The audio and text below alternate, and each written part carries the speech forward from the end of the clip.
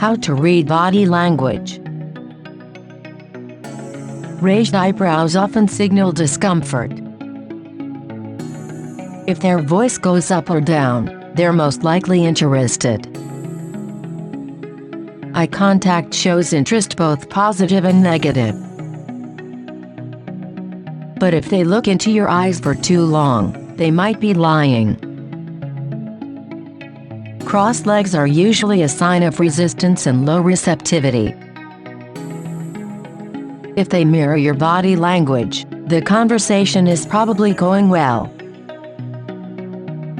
Look for a lack of crinkles around the eyes to detect a fixed smile.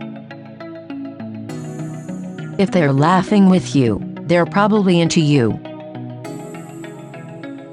Expansive, authoritative posture show leadership. A shaking leg signals a shaky inner state.